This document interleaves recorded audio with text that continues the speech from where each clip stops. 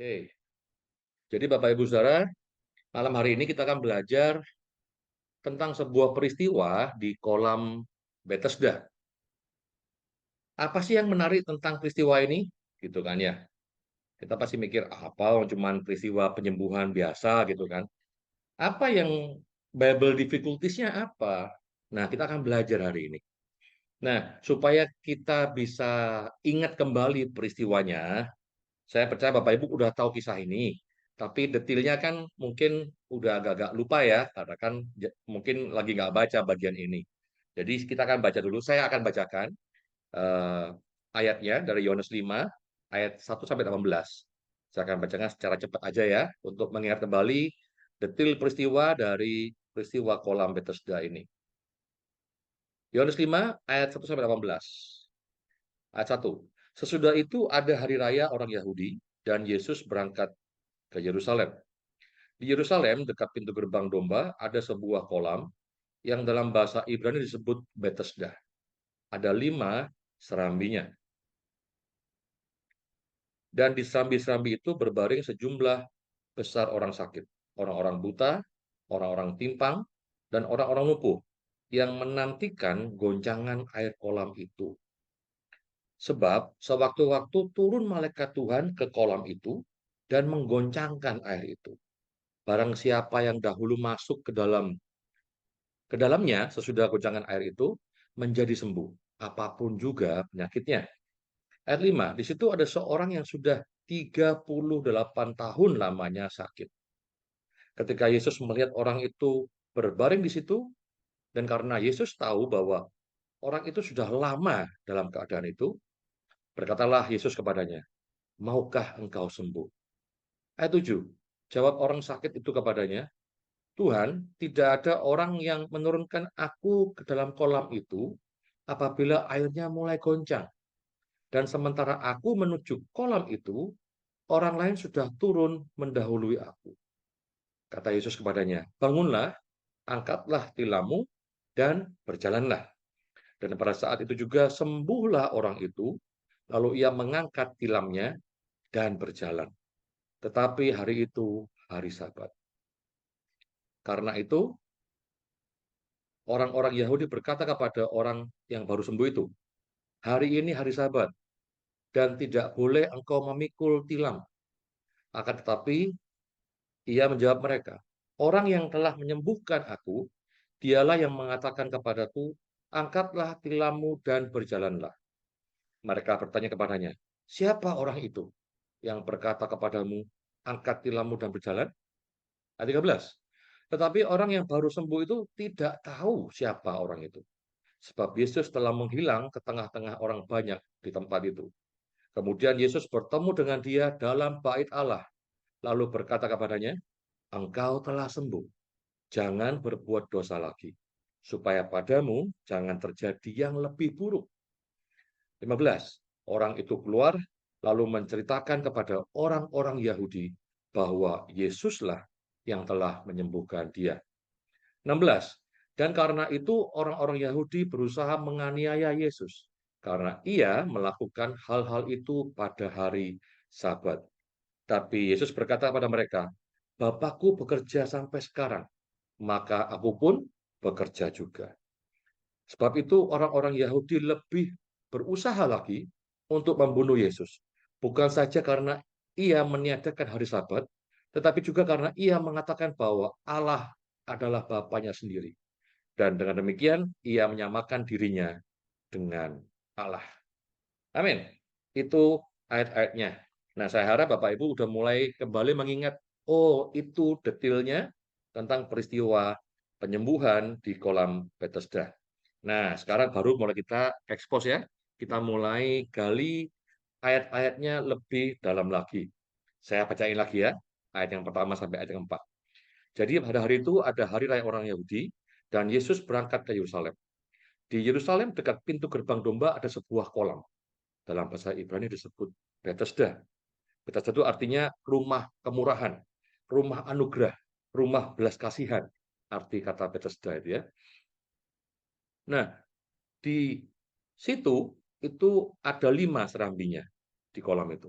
Dan di serambi-serambi itu berbaring banyak orang sakit. Ada orang buta, timpang, lumpuh, yang menantikan goncangan air. Sebab ada waktunya malaikat Tuhan turun dan menggoncangkan air. Siapa yang masuk lebih dulu akan sembuh, apapun penyakitnya. Nah, Bapak Ibu Saudara, kolam Bethesda ini sebetulnya adalah sebuah hal yang menarik.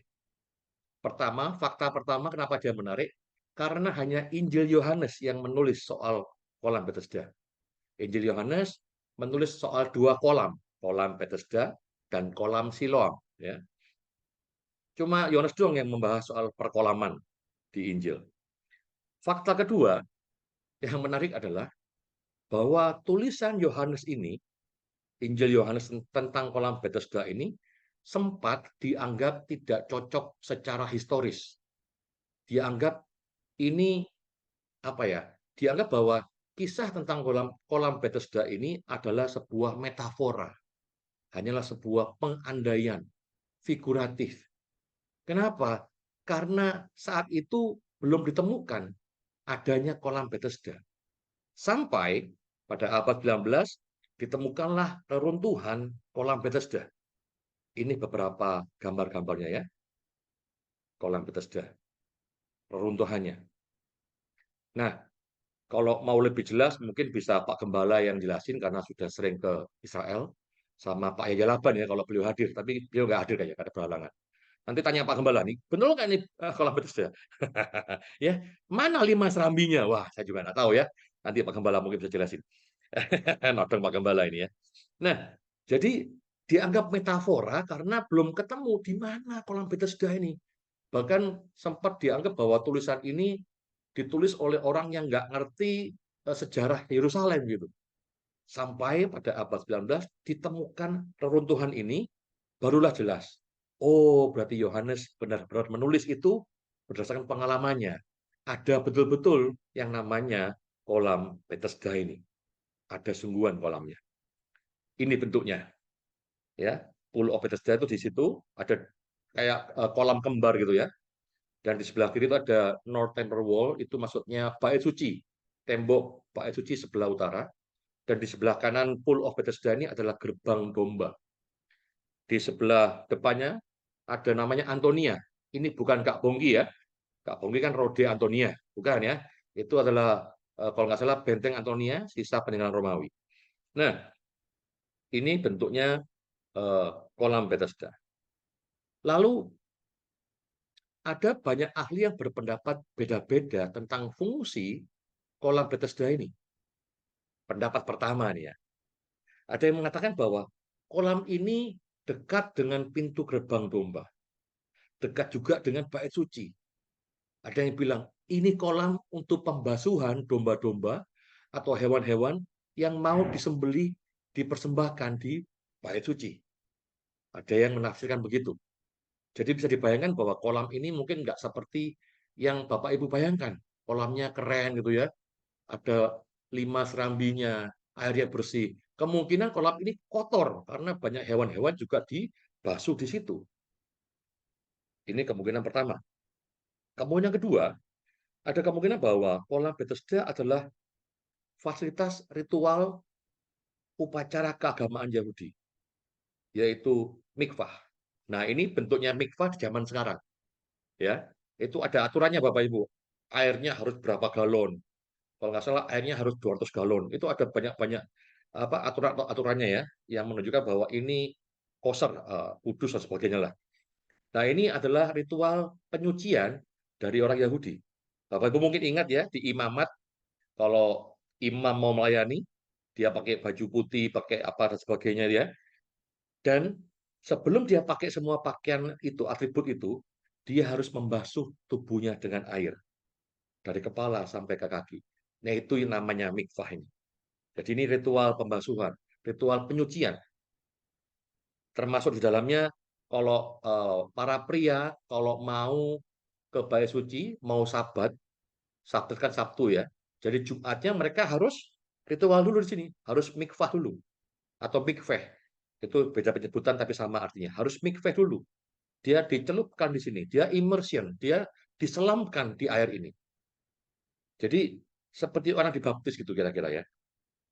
Nah, bahkan mikveh ini juga berlaku untuk orang non-Yahudi yang mau menjadi pengikut agama Yahudi. Mirip-mirip baptisan orang Kristen ya. Tapi memang itu ada namanya baptisan proselit. Jadi di zaman dulu sudah ada baptisan yang kalau ada orang di luar Yahudi yang mau masuk ke agama Yahudi, dia diselamkan di eh, mikveh ini.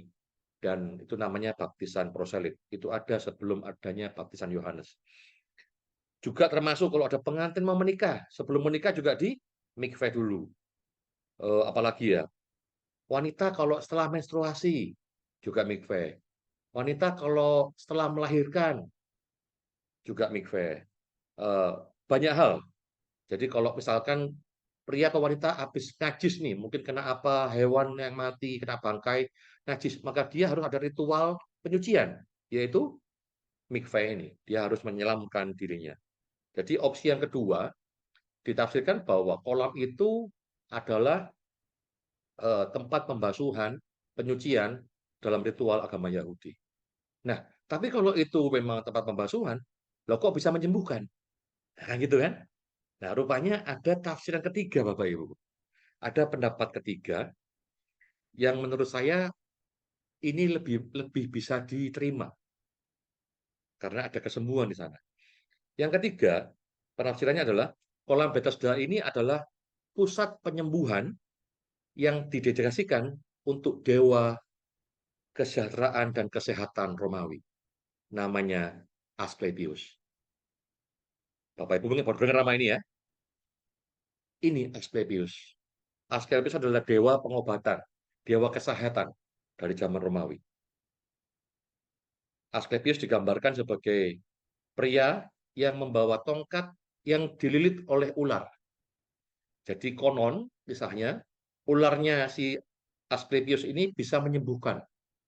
Jadi bukan menyakiti, bukan berbisa, tapi bisa, tapi malah menyembuhkan orang yang sakit. Nah, Asklepios adalah dewa pengobatan dan kesehatan. Nah, pengaruhnya dari Asklepios sebetulnya sampai ke hari ini, Bapak Ibu. Pengaruh-pengaruhnya ya, bukan pengaruh apa, tapi maksudnya banyak hal yang dipakai dari si Asklepios ini. Contohnya, Bapak Ibu tahu kata higienis, ya higienis. Higienis itu apa ya? Bersih gitu ya, steril gitu ya. Eh, Higienis itu diambil dari nama anaknya Asklepios, yaitu Dewi Hygieia.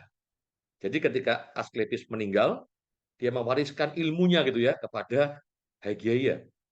Yang tadinya tongkat ada ular, tapi di tangan Hygieia dia menjadi mangkok, mangkok yang dililit ular. Bapak Ibu ingat ini kisah ini lambangnya apa? Lambangnya apotek Bapak Ibu. Lambangnya medis kan? Ada mangkuk atau cawan yang dililit ular. Jadi sampai sekarang masih ada pengaruhnya.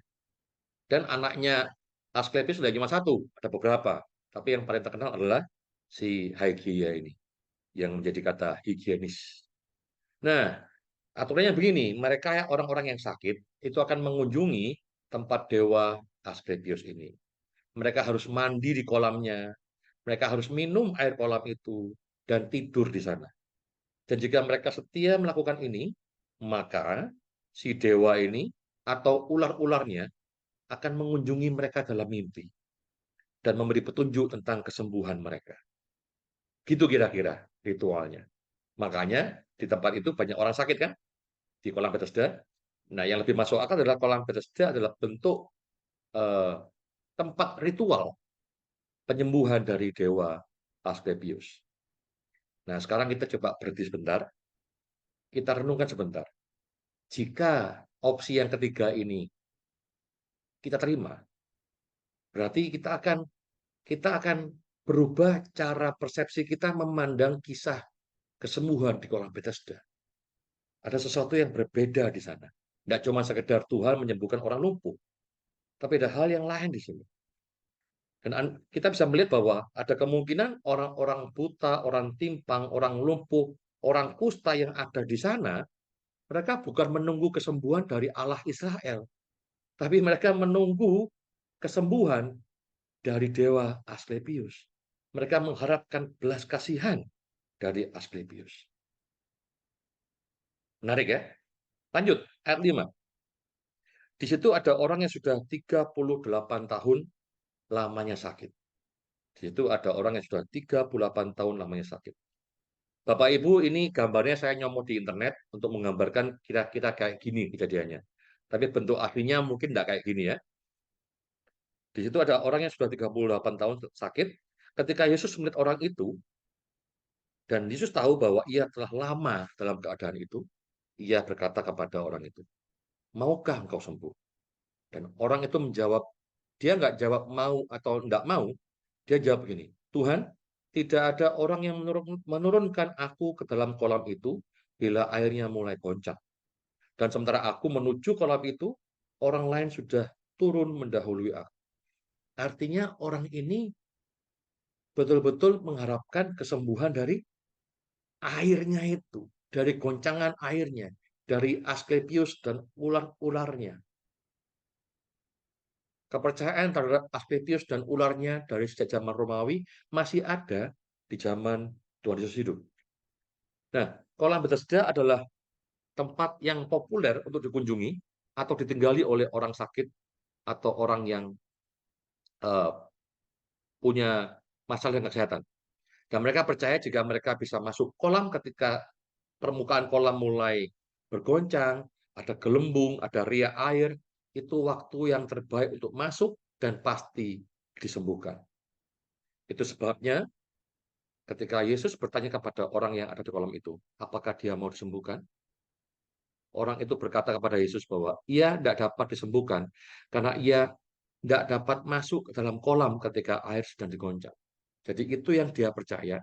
Dia bukan percaya pada Allah Israel, dia percaya kepada dewa Asklepios. Padahal saudara, tahukah saudara kenapa kolam air itu bisa bergoncang? Ini menarik saudara. Menarik dan juga lucu sebetulnya. Jadi air kolam itu bisa bergoncang karena itu merupakan ritual dari para pendeta kuil Asklepios saudara. Pendeta kuilnya itu akan membuka pipa penghubung dari bagian atas dan bawah kolam. Karena satu kolam di atas lebih tinggi, maka ketika dibuka pipanya, maka ada air yang mengalir kan dari atas ke bawah. Dan itu membuat ada goncangan di permukaan airnya. Ada pengaduan dalam air. Karena air di penyimpanan atas turun ke bagian bawah kolam. Jadi bukan dewanya menggoncangkan, bukan malaikat yang goncangin air. Cuma masalah pipa yang dibuka, jadi airnya bergoncang. Tapi itu mereka percaya bisa menyembuhkan. Jadi di sini jelas bahwa kepercayaan malaikat menggoncangkan air itu bukanlah kepercayaan Yahudi, bukan dari Allah Israel, tapi kepercayaan Romawi pada dewa Asklepios. Mungkin saudara berkata, loh, tapi kalau mereka percaya, berarti ada yang sembuh dong, Pak. Betul, pasti ada yang sembuh. Nah, saudara pikir iblis nggak bisa kasih kesembuhan? Bisa, saudara. Iblis itu, firman Tuhan bilang, iblis bisa menyamar seperti malaikat terang. Dan sekiranya mungkin orang benar, orang pilihan akan disesatkan. Itu menyiratkan bahwa iblis bisa meniru apapun, saudara. Cuma satu yang iblis gak bisa tiru, keselamatan kekal. Tapi harta, kesembuhan, bisa nggak? Saya pikir bisa. Nah, kalau kita perhatikan bersama, bukti lain bahwa kolam itu bukanlah kolam yang dari Allah Israel.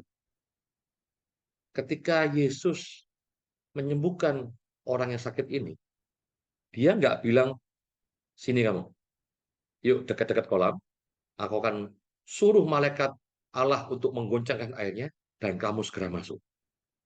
Tuhan nggak suruh gitu kan? Beda. Beda dengan kisah penyembuhan orang buta di pasal 9. Yang ini. Ayat 6 ya. Setelah ia mengatakan semuanya itu, ia meludah ke tanah dan mengaduk ludahnya itu dengan tanah.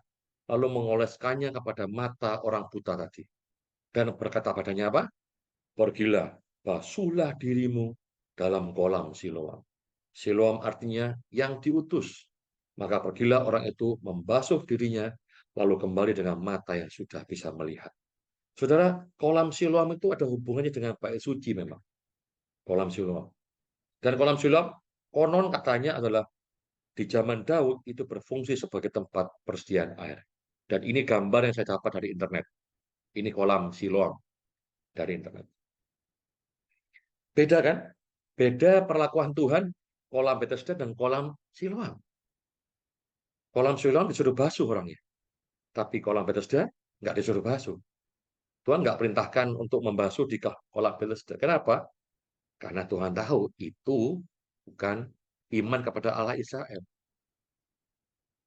Dan luar biasanya Tuhan hanya berkata-kata di kolam Bethesda. Dia nggak pakai ngadu lumpur, ngadu tanah, dia nggak pakai media apapun. Dia hanya berkata-kata seperti menunjukkan bahwa kuasa Allah Israel jauh lebih hebat dari kuasa airnya Asklepius. Dia cuma bicara, berfirman. Bangunlah, angkatlah tilammu, dan berjalanlah. Maka orang itu pun berjalan. Nah, hal yang menarik berikutnya yang kita bisa bahas adalah, saudara perhatikan bahwa orang ini, orang yang sakit lumpuh 38 tahun ini, tentunya bukan orang yang religius, yang rohani. Kenapa? Karena dia berharap pada dewa Asklepius, bukan pada Allah Israel. Ya kan? Tapi perhatikanlah bahwa Tuhan Yesus nggak bilang gini sama orang ini. Mau sembuh nggak? Ayo, percaya dulu pada Allah Israel. Nanti pasti sembuh. Tuhan nggak bilang gitu kan? Tuhan nggak bilang itu. Artinya apa, saudara? Kisah ini menunjukkan bahwa kasih Tuhan itu untuk semua orang. Meskipun dia masih berdosa, meskipun dia masih berharap pada Allah yang lain, Tuhan Yesus tetap mengasihi. Tuhan tetap mau menolong. Karena itu hari ini kalau ada di antara saudara yang merasa uh, dirinya berdosa, aku nggak layak ketemu Tuhan, nggak layak ikut Tuhan. Salah, saudara. Salah. Jangan tunggu dirimu suci baru mau ikut Tuhan Yesus. Jangan bilang nanti Pak, kalau saya sudah kudus, baru saya ikut Yesus. Salah, saudara. Justru ketika engkau belum kudus, ketika engkau masih hidup salah, hidupmu masih kacau, hidupmu masih rusak, ikutlah Yesus. Dia akan menguduskan hidupmu, Yesus akan membenarkan hidup. Amin. Karena apa?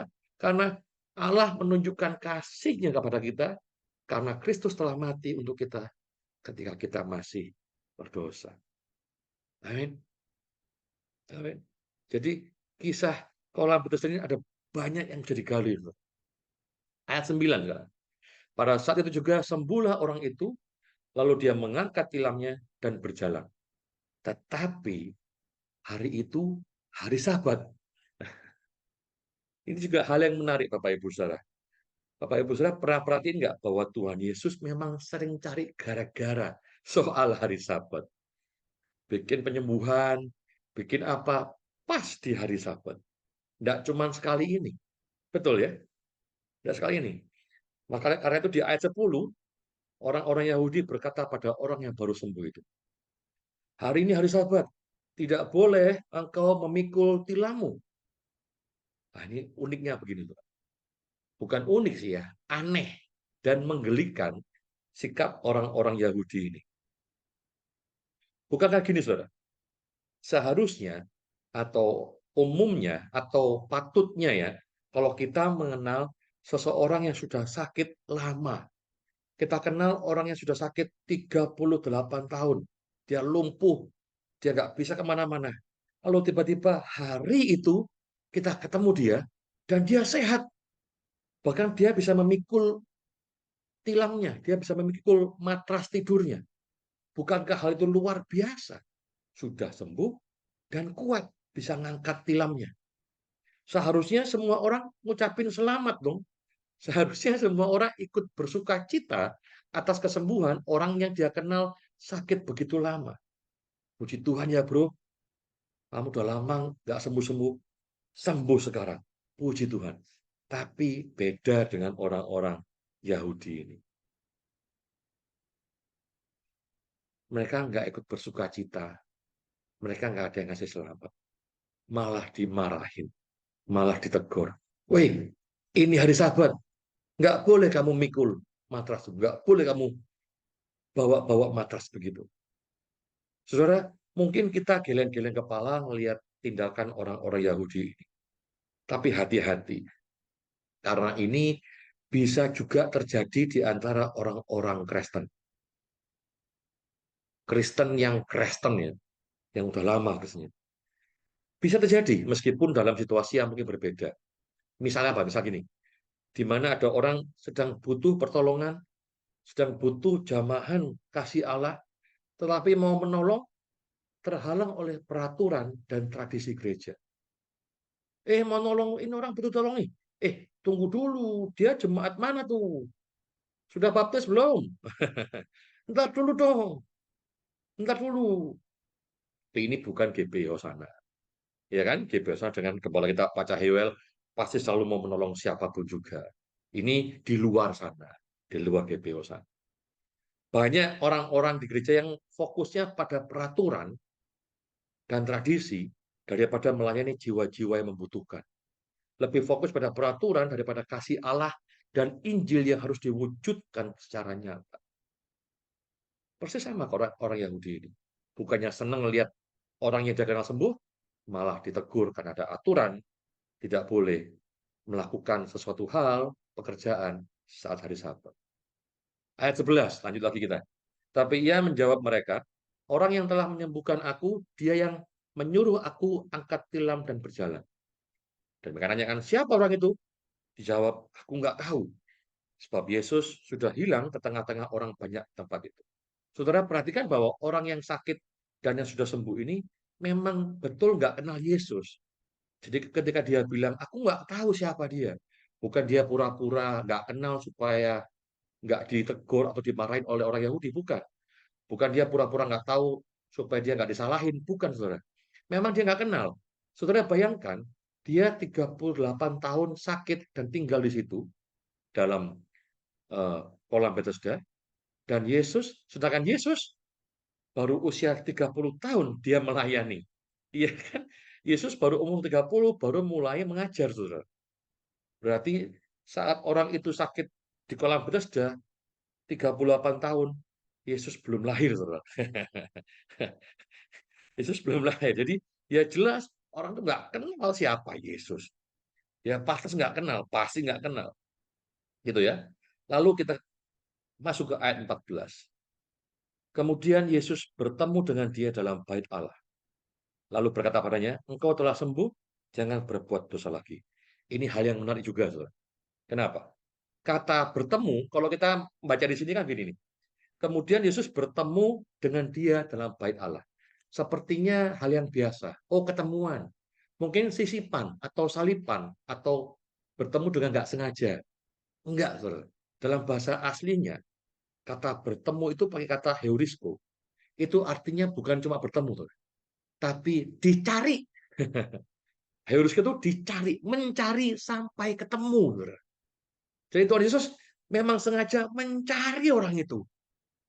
Mana orang tadi sembuh ya? Mana ya? Dan ketemunya dalam bait Allah. Pas ketemu, baru Yesus bilang, engkau telah sembuh, jangan bikin dosa lagi. Supaya padamu jangan terjadi hal yang lebih buruk. Luar biasa Tuhan. Tuhan sengaja mencari orang ini sampai ketemu. Kenapa? Karena orang itu baru disembuhkan jasmaninya, tapi belum disembuhkan rohaninya. Ya kan? Makanya Yesus berkata, jangan bikin dosa lagi. Jangan percaya pada Asklepius.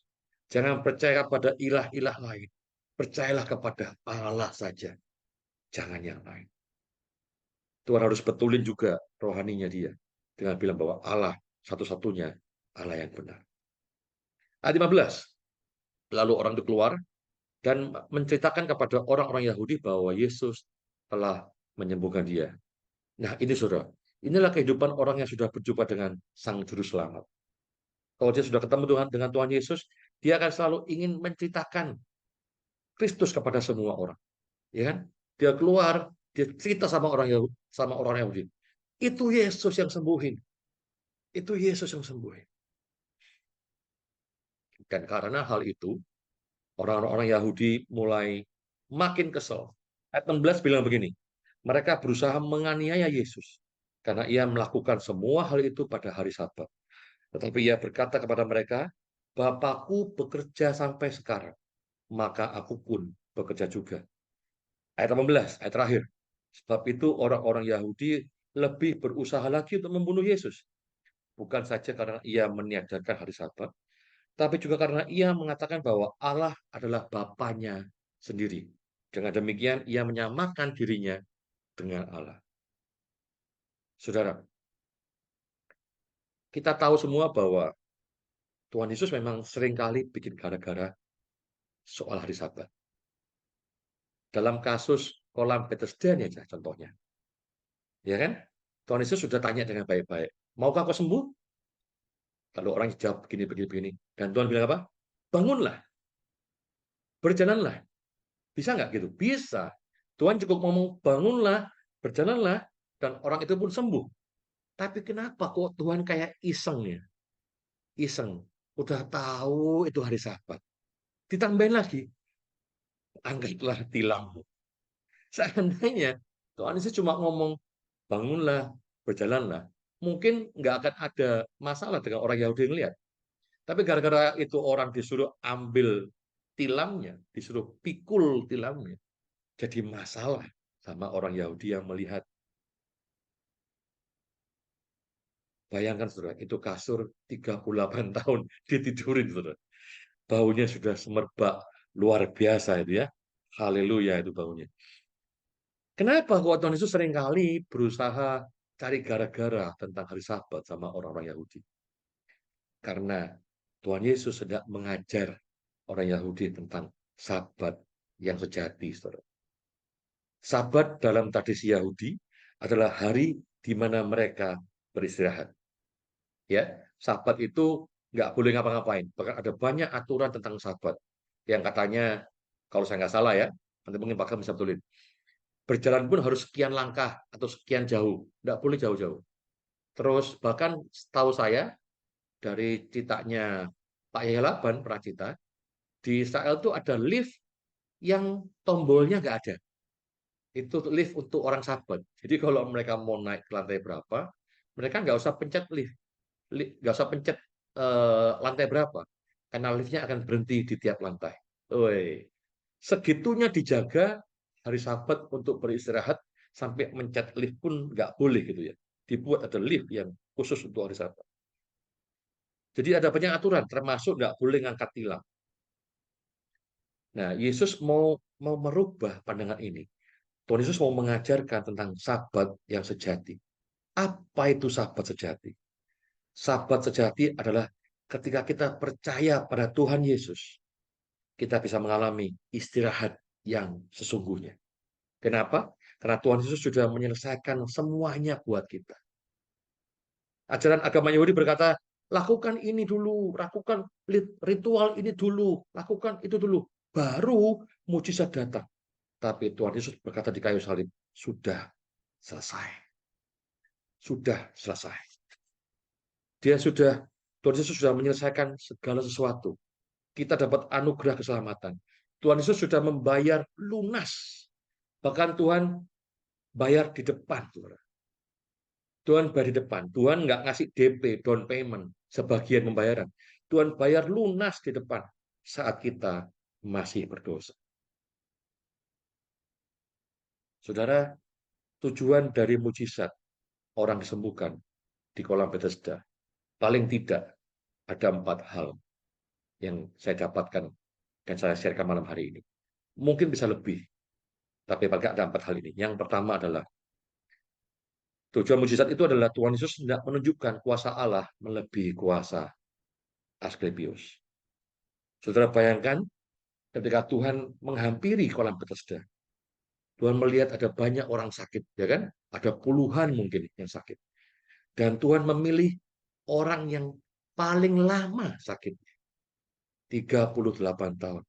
Artinya apa? Artinya orang itu paling senior, saudara. Semua orang tahu sama orang ini. Siapa dia? Oh, dia senior.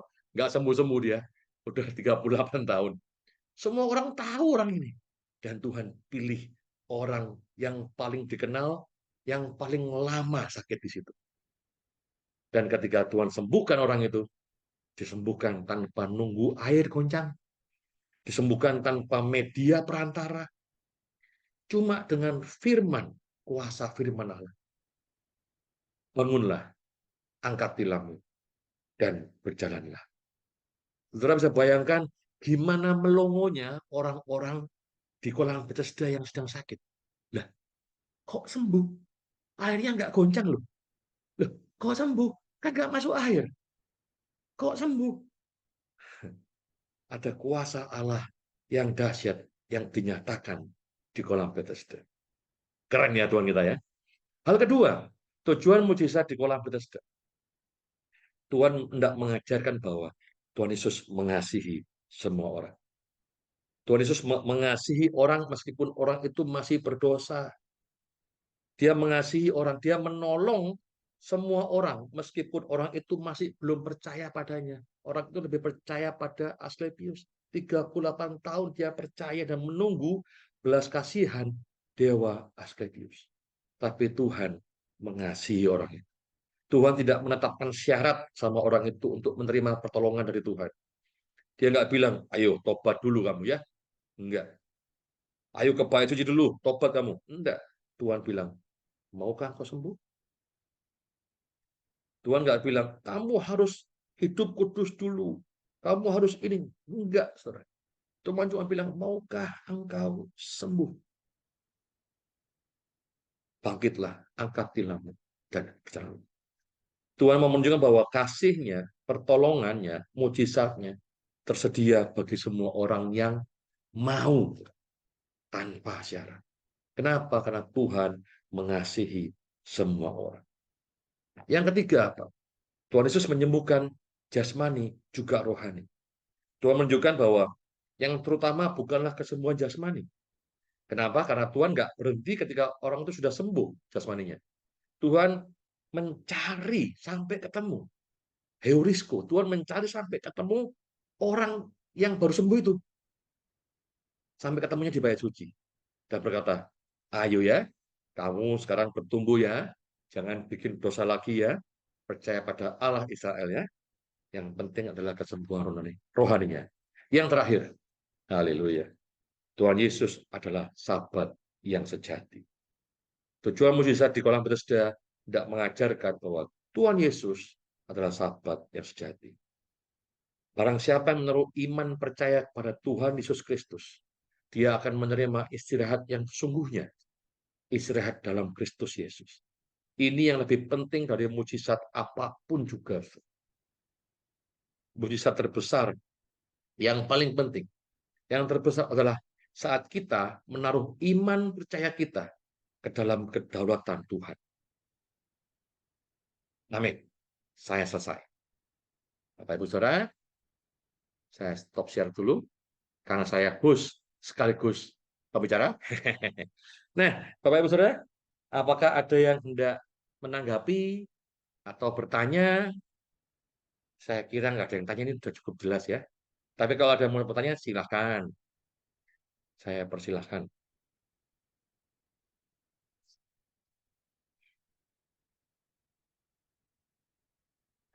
Atau gini sambil nunggu ya, sambil nunggu mau nanya apa gitu ya. Nah, mungkin Bapak Ibu Saudara ada yang mikir begini. Loh, kan di Alkitab ditulis Pak, ada malaikat turun menggoncangkan air. Nah, itu gimana? Masa Alkitab salah tulis? Jadi gini Bapak Ibu Saudara. Alkitab itu kan ditulis, disalin oleh banyak penyalin-penyalin Alkitab. Nah, saat dia menyalin, itu juga dia juga menerjemahkannya. Dia juga menafsirkannya. Jadi saya sempat baca literatur tentang ayat ini, khusus tentang ayat malaikat yang menggoncangkan kolam ini. Di situ dibahas dari berbagai sumber, sumber Bizantium, sumber macam-macam lah ya, dari teks-teks aslinya, manuskrip aslinya. Ada beberapa yang tidak ada kata malaikatnya, Bapak Ibu Saudara. Tidak ada kata malaikat menggoncangkan air. Jadi rupanya ada yang mengatakan bahwa, seorang ahli mengatakan bahwa kata malaikat menggoncangkan air itu ditambahkan sebagai penjelasan untuk memperjelas kisah kolam Bethesda. Tapi sayangnya yang menambahkan itu rupanya tidak mengetahui historinya, sejarahnya tentang dewa Asklepius. Dia kurang pengetahuan tentang kolam Bethesda itu dari mana asalnya. Sehingga akhirnya dia malah bukannya memperjelas, malah membuat bingung. Lalu gimana dong kalau kita baca Alkitab? Kok ada hal-hal yang kayak begini? Sulit dong? Enggak, saudara. Kalau sudah baca Alkitab tulus dengan pimpinan Roh Kudus, pasti benar juga kok. Ini hanya hal-hal kecil yang menjadi Bible difficulties. Makanya ada bahasan-bahasan dan ada banyak ahli yang meneliti tentang hal-hal seperti ini. Jadi Bapak Ibu Saudara ya, jadi bukan malaikat yang mengoncangkan, itu hanya kata kalimat tambahan saja. Oke, ada yang mau nanya? Ibu PDP Ria Wahid sudah nyalakan kamera, sepertinya hendak bertanya. Oh, udah nggak ada PDP-nya ya? Tinggal Ria Wahid doang sekarang. Waduh, maafkan saya Bu Ria. Awas ya, Den. Baik, kalau nggak ada, saya minta Pak Gem untuk menutup. Oh ya, Pak Gem yang sering ke Israel nih. Gimana Pak Gem? Ceritain dong tentang kolam Bethesda, tentang pintu gerbang domba. Apakah betul kayak gitu, Pak Gem? Kayaknya mesti sama-sama kita ke sana.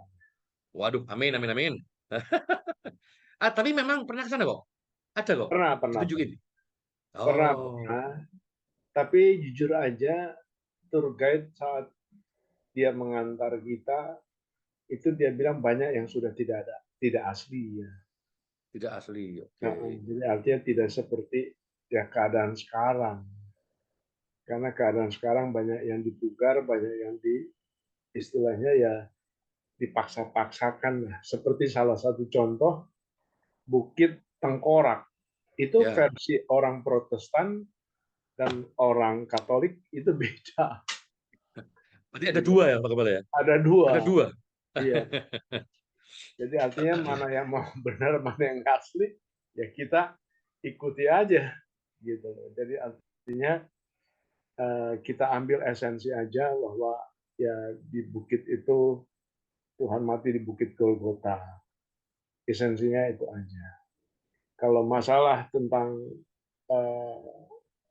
apa tadi Bethesda ya itu memang ada dan di situ ada gereja yang memang bait Allah yang disebut yang udah dipugar yang sudah direnovasi dan itu bagus sekali gitu. Ya dan di bawahnya kalau kita lurus lagi itu turunnya baru kelihatan kolamnya tapi sudah banyak pilar-pilar yang entah itu habis gempa habis apa itu kita nggak jelas lah ya itu aja saya kira ya. Oke, Pak Gem. Thank you, Pak Gem. Nah, Bapak Ibu ada yang mau nanya nggak? Kalau nggak ada, kita akhiri nih menjadi SSC tercepat hari ini. Karena nggak ada yang nanya. Bro Joshua juga lagi di rumah sakit kan, jadi nggak fokus ya buat tanya nih.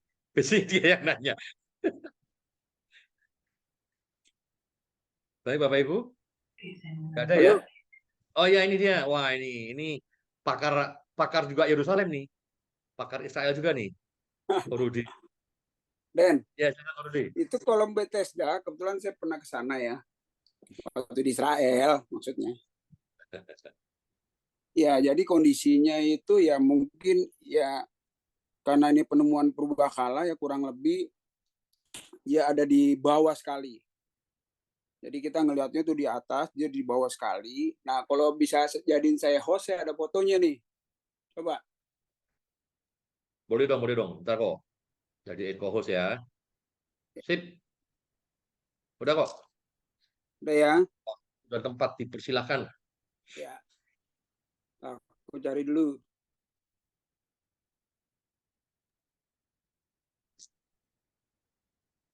Oh iya, kok Cahaya nggak foto-foto kok waktu di sana kok. Ada. Teman, iya, Ada, cuma harus cari dulu. cari dulu. Ini kok Rudi juga nyarinya udah ketemu belum kok? Ya, silakan. Ada. Tahun Nah, berapa kok? ini, Oh, ada ini. Wah, sip. ini kolom Oh ini Bethesda. ya. Ini yang di Israel ya, yang diperkirakan tempat daripada kolom Bethesda ya. Bethesda. Nah, situ emang bisa lihat tuh ada serambi-serambi, ada pilar ya. Yang mana kok Terus serambinya itu kok? Itu Yang yang kotak-kotak ini susah ya? gue nunjuknya. Iya, yang kotak-kotak kayak gitu ya. Itu kan serambi Oh, tuh. Orang nunggu tuh masuk dari pintu. Serambi itu kan sebenarnya pintu. Ya, pintu-pintunya, serambinya. Nah, terusnya ada kolam, terus ada kayak sumurnya ya. Mungkin buat ngalirin air kolamnya seperti gitu. Nah, kayak gitu tuh. Ya. oke Nah, oke ini kok. yang seperti tadi Bapak Gembala bilang, ini emang reruntuhan di bawah posisinya. Ya. Nah, kebetulan saya foto di atasnya nih, mungkin Bapak Ibu bisa lihat. Sebentar, ada foto lagi nih. Ayo cari dulu.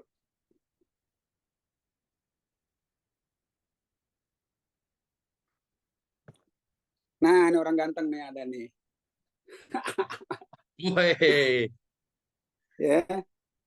Nah, ini ya fotonya nih. Jadi ini dari atas. Kalau kita mau turun tuh kayaknya udah nggak bisa ya, karena udah udah nggak boleh kok dikasih ya. pengaman ditutup. Dan ini kan situs, diduga situs purbakala dari Bethesda, jadi nggak boleh orang masuk.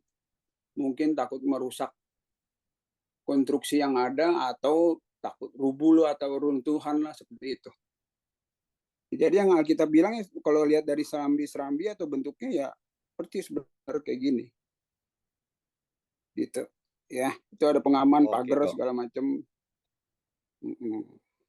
Dah, oke, thank you. Thank you kok. Oke, Bapak Ibu ada yang mau sharing yang lainnya? Yang mau nambahin?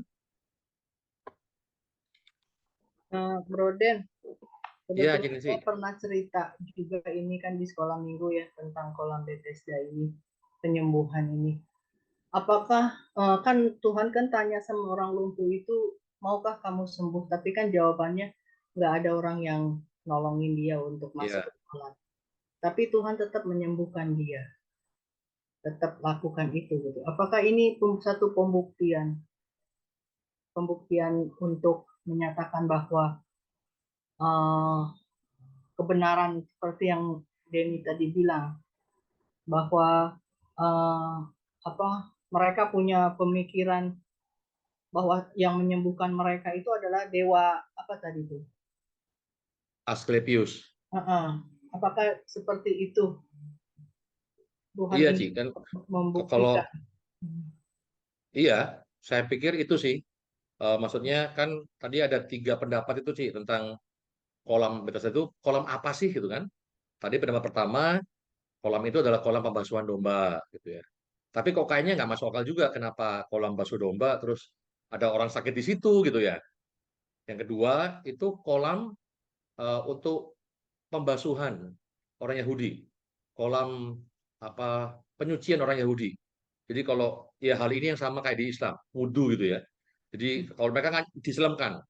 Jadi mau besok mau Sabat, Jumatnya mereka diselamkan yang cowok-cowok itu. Jadi kalau yang habis cewek habis menstruasi kan najis itu, dia harus diselamkan setelah dia selesai menstruasinya.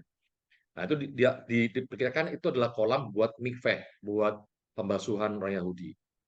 Nah, tapi yang ketiga, tapi sama juga, kok ada kesembuhan di situ gitu ya.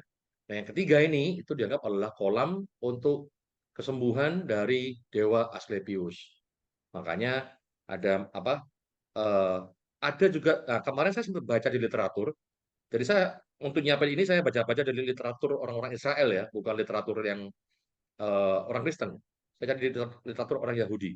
Itu ada, tapi saya nggak ketemu, saya cari lagi nggak ketemu. Itu ada catatan bahwa diketemukan di sekitar situ adalah ini ular-ular, patung ular. Jadi kan sesuai dengan Dewa Asklepius karena ada patung ular juga ditemukan di sana. Makanya itu sepertinya yang paling tepat adalah itu adalah tempat eh, penyembuhan dari Dewa Asklepius itu. Jadi, makanya Tuhan mau menunjukkan kuasa Allah sungguh dahsyat.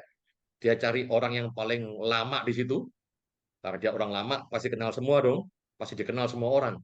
38 tahun gitu. Bahkan mungkin seumur hidupnya dia di sana itu ya. Cari orang paling lama, yang paling lama sembuh, yang dikenal semua orang, dan disembuhkan dengan hanya perkataan saja. Tanpa media, tanpa dibasuh, tanpa macam-macam. Luar biasa kan. Menunjukkan bahwa kuasa Allah lebih daripada kuasa si Asklepius itu.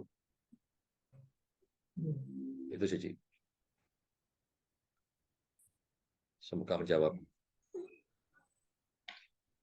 Mungkin Denny bisa info mengenai hubungannya dengan ular tembaga yang Musa ya. Iya kok. Ular tembaga yang Musa itu kan ada juga orang yang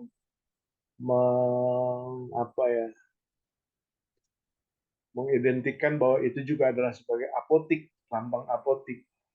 Ya, ada Itu juga apakah yang di ada situ. kaitannya apa enggak itu? Sama tongkatnya Eh, dewa apa? Kok saya baru dengar itu tentang dewa apa? Dewa Asklepius itu kok dewa kesehatan. Dan kayak Iya, gini, apa? kalau dewa Asklepius itu anak-anaknya kok ada yang namanya itu ya Hygieia, jadi higienis. Ada lagi namanya Panacea. Panacea itu artinya obat mujarab kok, kok dalam bahasa Inggris. Jadi Hmm. nama-nama itu nama yang dipakai dalam ya kesehatan semua gitu. Nah, kalau hubungannya dengan ular tembaga itu, saya juga kurang tahu itu kok, karena saya belum menemukan literatur yang membahas ke sana. Saya sempat kepikiran sih, sempat terpikir bahwa ada hubungannya nggak dengan ular tembaga. Tetapi karena saya nggak nemu saya belum nemu di literatur yang saya baca, jadi saya nggak bisa ngomong karena saya nggak ada dasarnya untuk ngomong itu. Gitu Ya, kok. Mungkin juga ada hubungannya sih kok. karena Karena kan waktu gini kok. ya, Hmm, gimana kok? iya waktu tour guide di Yordan Iya. itu kita ke sana itu kita dikasih tahu kan itu ada apa? Ada monumen ya, monumen ular tembaganya Musa itu yang menurut dia itu apotik ambilnya dari situ. Oh, tapi kan ular tembaga yang, tapi saya nggak tahu kok ya. Cuman Kita kalau ular tembaga jatuh yang kita tahu di itu kan membuat patung kok ya, iya kan? Tapi kalau apotik kan dia memang dia melingkari besar kayak mangkok atau cawan itu kok.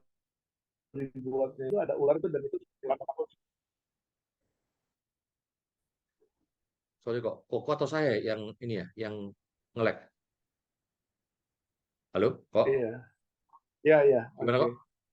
Gimana kok? iya itu fotonya ada itu apa dan itu memang persis banget Oh, persis dengan kok ya? lembangnya apotik dan Oh, di situ diceritain kayak gitu oh ya berarti makanya memang ya dari situ apakah kali ya? nggak ngerti lah makanya kalau mendengar malam ini ada dewa itu juga apa ular yang Asklepius. uh, gelasnya apotik itu ya mungkin juga ya kita perlu belajar sama-sama. Iya kok Thank kan you, kita thank juga you, nggak tahu ya. thank you. Iya kok. Jadi apa yang saya sampaikan ke Bapak Ibu semua itu saya dapatkan dari ada literaturnya Bapak Ibu ya.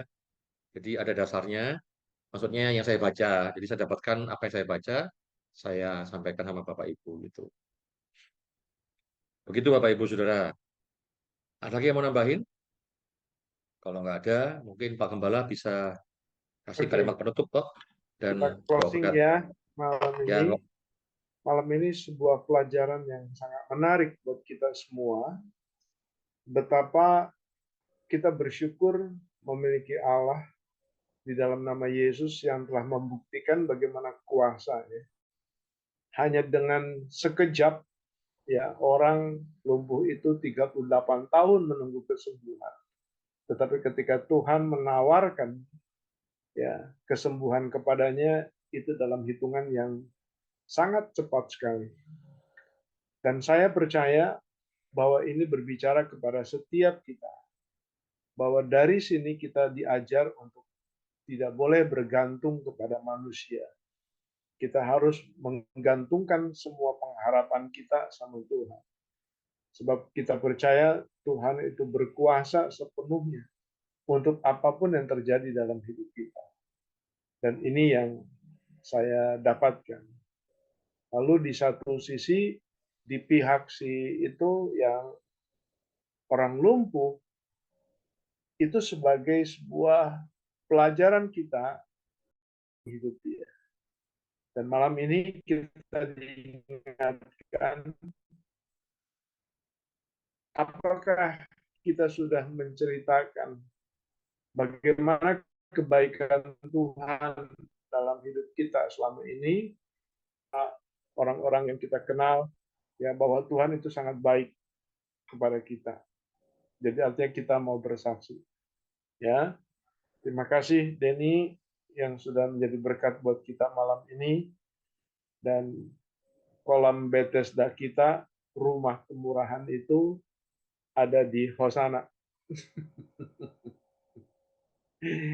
Ada di Hosana. Karena Tuhan hadir di sana, Tuhan akan tetap ada buat saudara semua. Tuhan berkati. Sekali lagi Denny buat pelayanan malam ini. Dan tadi hostnya siapa ya? Denny juga ya hostnya. Saya juga kok. Ini juga Oke, Tuhan berkati juga buat saudara-saudara yang tetap setia hadir mengikuti SST kita malam ini. Mari kita tundukkan kepala. Bapa di surga, kami bersyukur kepadamu sebab kebaikan dan kasih setiamu telah Engkau berikan buat kami malam ini ketika kami boleh mengikuti SST lewat apa yang telah disampaikan hamba-Mu Denny. Tuhan tolong berkati, pakai lebih lagi di dalam urapan dan kuasa-Mu dalam hikmat-Mu. Sehingga jemaat-Mu diberkati lewat apa yang telah disampaikan. Karena itu bersumber dari hati-Mu sendiri. Berkati kesehatan Denny, berkati di dalam setiap apa yang dikerjakan. Tuntun di dalam hikmat-Mu. Sehingga kemuliaan Tuhan terus dinyatakan lewat pelayanan dan kehidupan. Turunkan berkat-Mu kepada setiap jemaat-Mu yang hadir pada malam hari ini. Kami percaya Tuhan Engkau mengerti dan tahu apa yang kami gumuli saat ini, apa yang kami perlukan, apa yang kami harapkan dalam hidup kami. Kami mau belajar untuk bergantung penuh kepada Tuhan, berpengharapan penuh kepada Tuhan, karena Engkaulah yang menjadi sumber kehidupan kami. Kami akan melihat bagaimana kasih setia dan anugerah Tuhan memberkati akan seluruh jemaat dan umat-Mu khususnya yang hadir pada malam hari ini. Terima kasih Bapak, terima kasih Tuhan Yesus. Besok pagi kami akan kembali berdoa di rumah-Mu. Tuhan tolong tuntun setiap kami untuk boleh datang ke bait-Mu yang kudus. Kami boleh berdoa bersama-sama bagi pekerjaan dan pelayanan bagi gereja. Dan kalau nanti sebentar malam ada doa malam, Tuhan bawalah setiap kami memiliki hati yang rindu, hati yang haus untuk senantiasa mau berdoa kepada Tuhan. Karena kami percaya ada kuasa di dalam doa yang setiap dinaikkan oleh anak-anak-Mu. Terima kasih Bapak, terima kasih Tuhan Yesus. Kekasih-kekasih Tuhan, bukalah hatimu, bukalah kedua tanganmu, dan terimalah berkat Tuhan. Kasih karunia Allah Bapa di surga, cinta kasih Tuhan kita Yesus Kristus, dalam persekutuan kuasa Roh Kudus, menyertai dan memberkatimu malam ini sampai selama-lamanya. Kita yang percaya sama-sama berkata, amin. amin.